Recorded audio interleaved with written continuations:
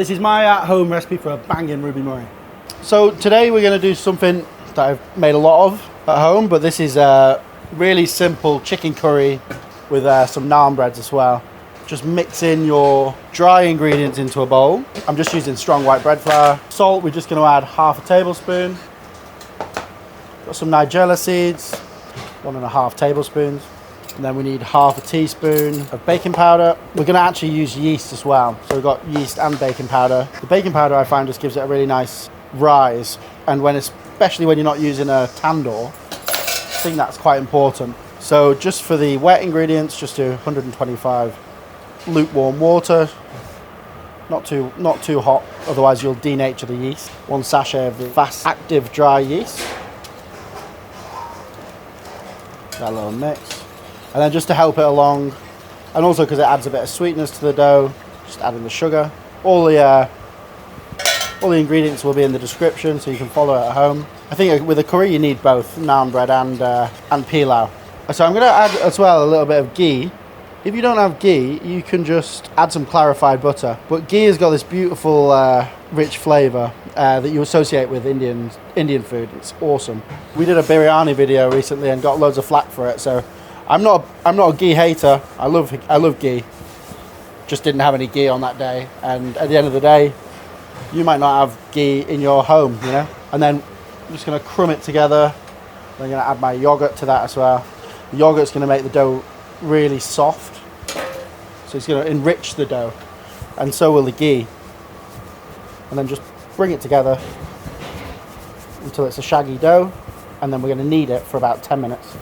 And then you could easily do something. I mean, I don't know about you guys, I love keema naan, I love Peshwari naan. I think that when I went to India, that was probably my favorite thing I ate. They almost, you know, they have it almost like a dessert over there, with like fresh almonds on there, beautiful different fruit. Awesome. But this is I went to uni in Birmingham, so this is basically, I don't know what we would call this. I don't want to insult anyone, but I call it a Ruby Murray, which is a Cockney rhyming slang for curry. So that's come together nicely now. So, you know, no curry house is the same. Just because it's called a madras, it's, you know, it changes every time. And there are probably some very stringent set rules in Indian food, but basically I'm just recognizing the fact that this is not in any way a traditional recipe. It's just how I like to cook a curry. So when I'm kneading it, I'm just literally just using the palm of my hand. You basically want to sort of almost break and stretch the gluten particles in the flour. And we're using strong white bread flour, but it should be a fairly firm dough. I'm not looking for it to be a really loose consistency, because it's not got a huge amount of hydration. So what you want is that baking powder, the yeast. It'll slowly start to build the gluten bonds over time. We're going to knock it back a couple of times, this dough, and then portion it out, and it's ready to go. It's a very simple and easy dough to prepare, so I definitely have a go at it if you're making the curry. So I've just been kneading this for about 3 to 4 minutes, and you can see, if you're unsure about whether or not it's ready, you've got this sort of like mottled effect all over it, which basically tells me that the gluten's just not been developed enough. You grind the dough down, and you're sort of encouraging those gluten bonds to start working. Once you've finished kneading, what I always do is I'll roll it into a ball, but I'll create this shape by just pulling it towards you. What that does is just, basically now this dough is going to rise, but now it's going to rise in a really uniform way. Just put a small amount of oil on the bottom of the bowl, and then could use cling film, but we don't try and use cling film here. So just get yourself a towel and let it rest somewhere fairly warm. And so really it's probably going to take about an hour and a half, hour and 45 to properly prove. Might take a little bit longer if it's in a cool place. Cool, right, so now we're going to move on to marinating our chicken. What we've got here is yogurt, ginger, lots of garlic, and then we've got our spices, some chili powder in there, we've got some ground cumin, we've got some garam masala, which is just a really good mix of everything, and then we've got some chili powder as well. To marinate our chicken, just chop up some ginger. Blenders don't normally blitz ginger that well, they just they just mash it up, and the fibres are actually really, really strong in ginger. So I always chop it up nice and fine before, and then whenever you're doing this, always add oil just to lubricate it. Yeah. Then add your garlic in. Go for it with the garlic, go for it with the ginger. And this is just the pre-marinade, so there's going to be lots of spices that go in there after. So obviously, traditionally, this would have probably been done with a pestle and mortar. So that's absolutely fine to use a pestle and mortar. Or, to be honest, this mix, what I used to do was I used to make one big batch of it. And if you're cooking curries regularly, you can buy the pre-ground ginger and garlic paste, and it's really, really good quality. You can get that from any like Indian supermarket. They actually mix it with lemon juice to stop it discolouring.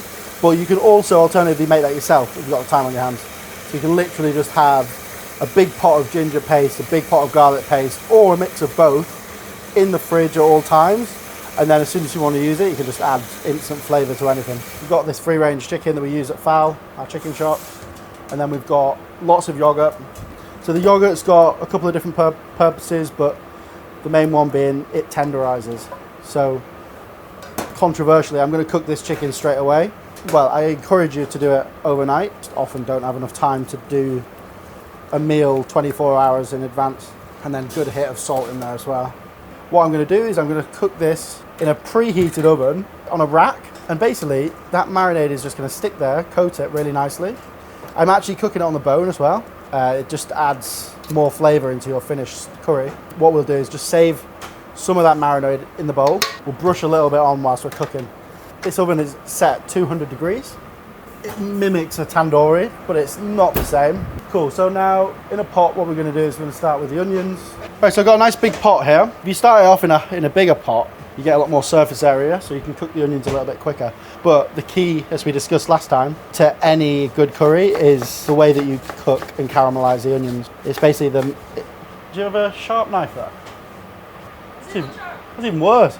My knives are all at row at the moment, the other restaurant. So once you've had a nice sharp knife, it's really, really hard to go back and not use one.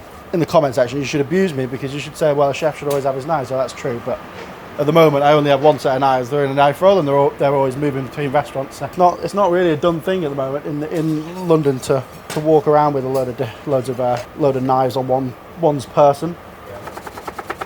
And this is the only part of the curry that you need to take time with. Depth of the colour and the sweetness that you get out of these onions is the most important part. You might think it's a lot to use 4 large onions, but it's really not. It's so important to the flavour, the finished flavour of your sauce.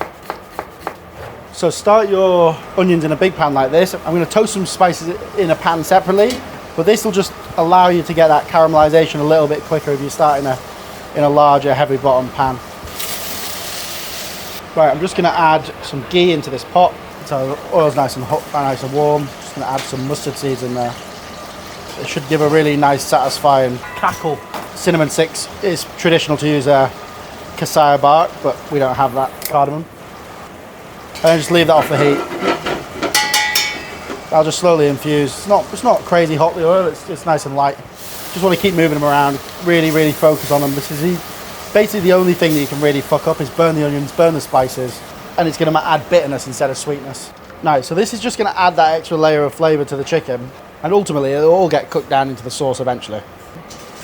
I think my favourite thing when I went around India was 100% the paneer butter masala. That was the best thing I ate. No, I didn't find myself, I'm still looking. Moving on, we're just going to move on to our curry mix now. Cool, so we've got our finely chopped ginger, touch of oil to help it blend. Got all of our spices in there. This is ground cumin. Got a little bit of curry powder. This is Madras curry powder, hot. And you've got your garam masala as well. I've also got some fresh red chilies. I'm just going to whack a couple in there. And then I've got all of my whole spices. So this is just coriander seed, which is my absolute favourite spice. It's awesome. And then this is ground fenugreek. I'm gonna say it, I think. Some of the other spices are completely removable. You could add turmeric to this. That's probably a bit more traditional. But don't skip the fenugreek. It'll make a difference.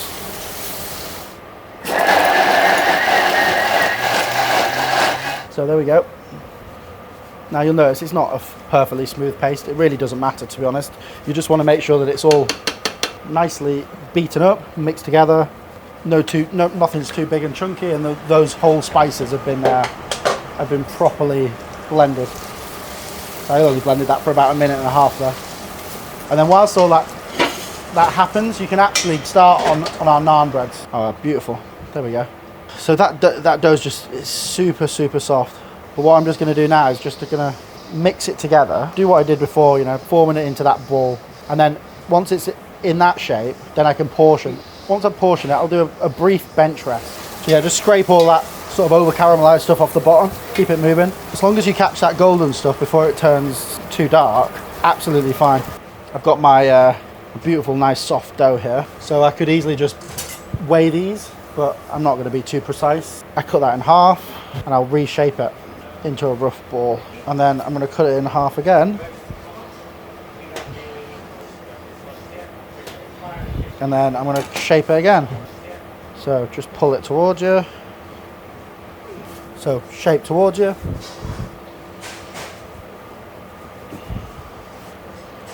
And then same again. Nice cut fruit. And there we have it. That's our portion ball. I'm not sure the weight, but that'll be good for one person. Weigh one is 90 grams. Yeah, that's about right. And then yeah, just return that damp cloth that you were using before. And then basically that dough's just been through a very traumatic experience. It's just been building those beautiful bonds happily, and then you've just basically stopped that process very, very quickly. So cool. So what I'm going to do now, add in my oil with my spices. You could do this in the other pot, but you've got all that beautiful, delicious flavour on the bottom. Then whack in your curry paste. These spices do not want to toast too long. It's really, really important that you don't treat these like the onions, because they're not going to get better by being toasted in the oil for too long. They'll get bitter and they'll start to give it a really horrible, acrid taste. Whoa, it smells so good. And then this is another really important ingredient in a sort of, in most curries. I didn't realise for a long time. Obviously, fresh tomatoes are commonplace in curries in India, but also tomato paste. It makes it deeper in colour. It makes it more intense. It makes the sauce less watery. It's just an absolute winner. But it's also important that you cook it out. You hear it a lot in French cooking, or make sure you cook out the tomato paste. I never really understood what it meant.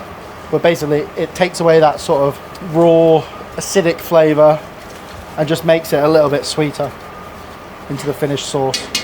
This is our chicken stock. I've got some fresh chicken stock, but you can just use a couple of chicken stock cubes. Add in a good amount. You're almost worried that you've added too much. But what that chicken stock is going to do is, as it reduces, first of all, it'll allow the chicken to cook really nicely, make it super tender, but also you'll get all of that added depth of flavour from the reduced stock. So this is it. This is our, like, you know, tandoori chicken, and it's literally just flaking away. It's so moist, so tender. It's obviously thoroughly cooked at this stage, and it's only going to get better by cooking away for a little bit of time in that sauce. So that's it. Now we're just going to let that cook away for a little bit of time. Let's just start on our naans. I've got a cast iron pan, and I've got another cast iron pan. I'm going to get both of them really, really hot. So whack them both on like that. Yeah, and then basically when I cook, I'm just going to bastardization of what a Dutch oven is. So just very, very lightly flour your surface. And then I just start by laying it nice and flat.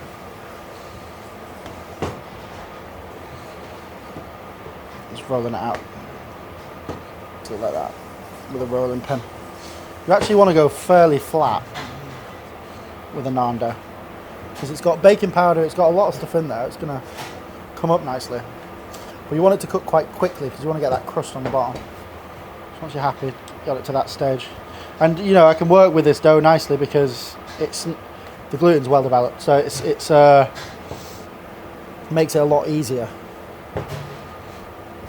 to get it nice and flat. If that gluten wasn't developed, then what you'd have is when you're trying to pull it apart like that, the gluten, it wouldn't be able to stand up to it. So I've got my hot pan here. I'm just going to swap them over, keep that one warm.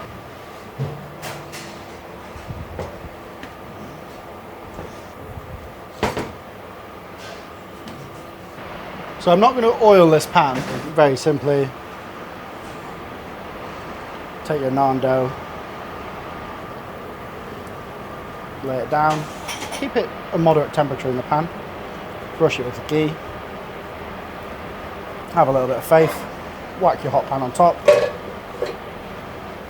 And it won't take long. It'll be about 2 or 3 minutes. You've got to be really careful that it doesn't burn as well. Okay. So there we go. We've got those nice little air bubbles that you associate with the naan dough. Check that it's not burnt. It's still got a bit more time on there. It's looking really good. Nice and pillowy, nice and soft. And then it will start to colour nice and quick. Already it's starting to go a little bit dark, but that's what you kind of want. You want that golden brown. And then I'm just flipping it over just to finish the cooking process. Gives it a little bit more colour on the other side. So yeah, essentially it's as good as you're going to get for a home cook. Okay, so remove that. Are you ready?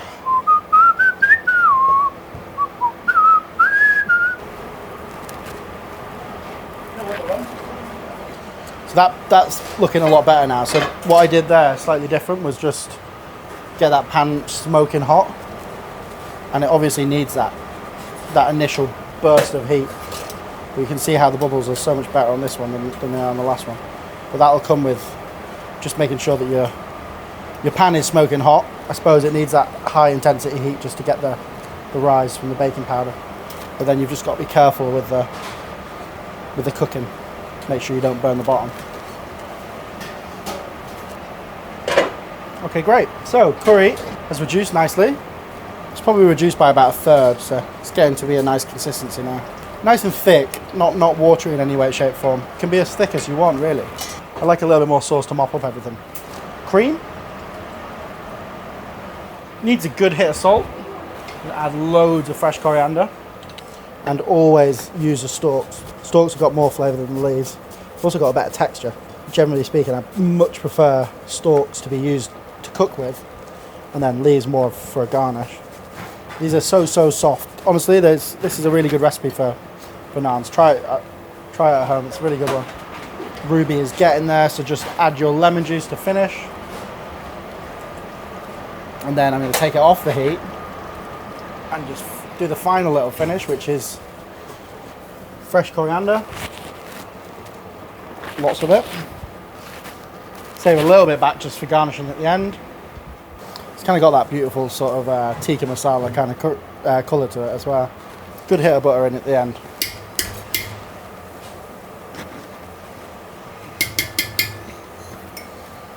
So butter adds a beautiful mouthfeel, sweetness, richness, maybe just a touch of sugar as well.